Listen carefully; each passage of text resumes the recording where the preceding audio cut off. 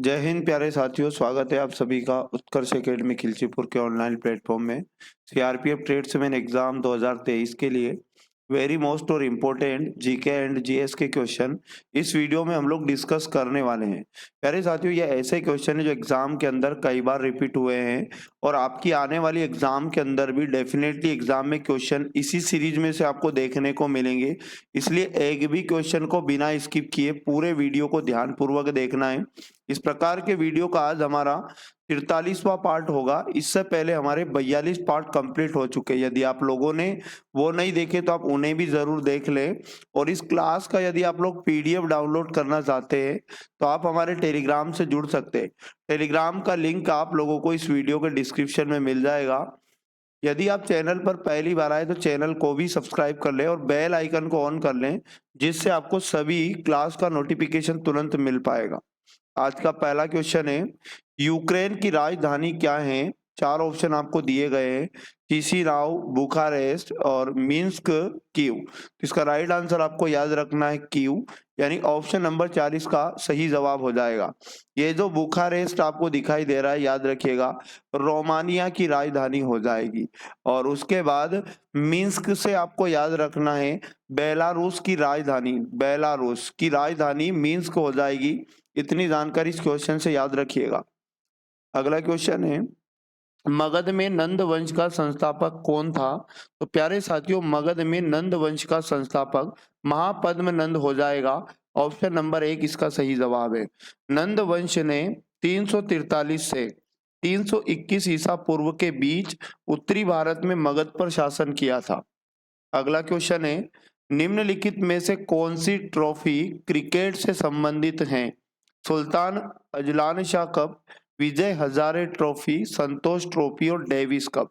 तो इसका right answer आप याद रखिएगा, विजय हजारे ट्रॉफी का संबंध क्रिकेट से है। ऑप्शन नंबर 2 करेक्ट आंसर याद रखिएगा। सुल्तान अजलान शाह कप का संबंध अगर एग्जाम के अंदर पूछ ले तो याद रखिएगा, ये मलेशिया में आयोजित एक प्रारंभिक अंतरराष्ट्रीय पुरुष हॉकी टूर्नामेंट है। मतलब सुल्तान अलिजान शाह कप का नाम किससे हो जाएगा? इसका संबंध हॉकी से। और संतोष ट्रॉफी अगर एग्जाम में पूछ ले तो इसका संबंध फुटबॉल से हो जाएगा। और उसके बाद यदि डेविस कप का संबंध आपसे पूछ ले तो आपको टेनिस याद रखना है।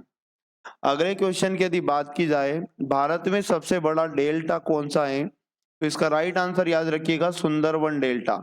सुंदरवन डेल्टा भारत में सबसे बड़ा डेल्टा है जो पश्चिम बंगाल में पड़ता है।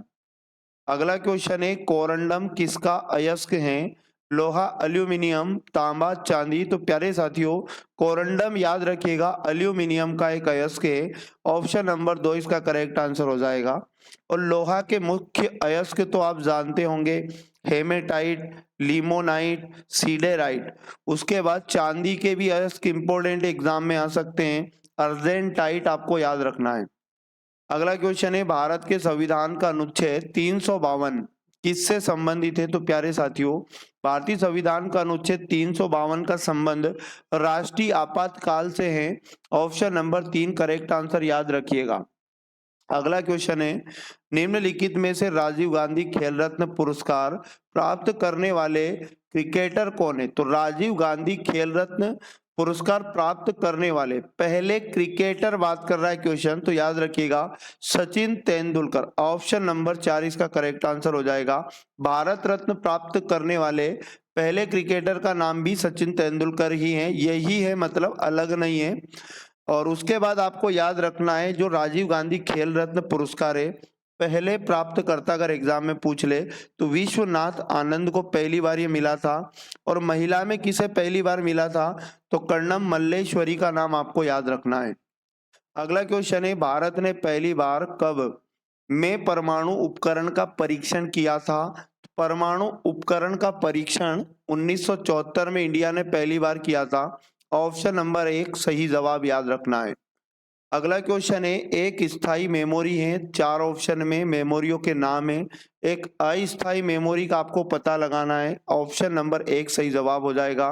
रैंडम एक्सेस मेमोरी एक अस्थायी मेमोरी है, जबकि read access memory, read access memory और रैंडम एस मेमोरी ये सभी स्थायी मेमोरियों के उदाहरण है। अगला क्वेश्चन है, 25 अगस्त 2022 को डीआरडीओ के प्रमुख के रूप में जी सतीश रेड्डी का स्थान किसने लिया है? आईएमपी क्वेश्चन लगाइएगा।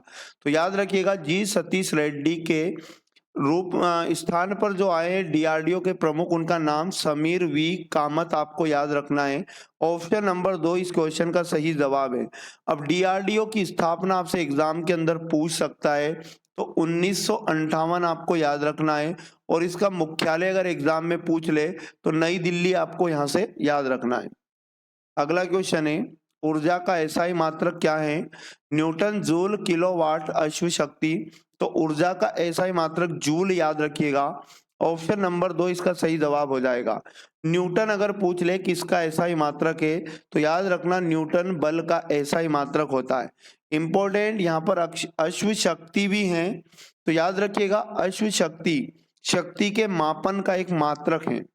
अगला क्वेश्चन है, जलियांवाला बाग हत्याकांड किस वर्ष में आयोजित हुआ था? तो प्यारे साथियों, जलियांवाला बाग हत्याकांड आप सभी जानते होंगे 1919 में ये जलियांवाला बाग हत्याकांड हुआ था। ऑप्शन नंबर 3 इस क्वेश्चन का करेक्ट आंसर याद रखिएगा। एग्जाम में पूछ लेता है जलियांवाला बाग कहाँ पर है, तो याद रखिएगा अमृतसर, अमृतसर में पड़ता है जलियांवाला बाग। नेक्स्ट क्वेश्चन है, को संसद का उच्च सदन कहा जाता है? संसद को लोकसभा और राज्यसभा या फिर राज्यसभा। तो याद रखिएगा राज्यसभा को संसद का उच्च सदन कहा जाता है। और मैं आपको बता दूं, भारत के जो उपराष्ट्रपति जी होते हैं ये राज्यसभा के पदेन सभापति होते हैं। अगले क्वेश्चन की यदि बात की जाए तो सीआईएसएफ का पूर्ण रूप क्या है? तो इसका राइट आंसर याद रखिएगा सेंट्रल इंडस्ट्रियल सिक्योरिटी फोर्स।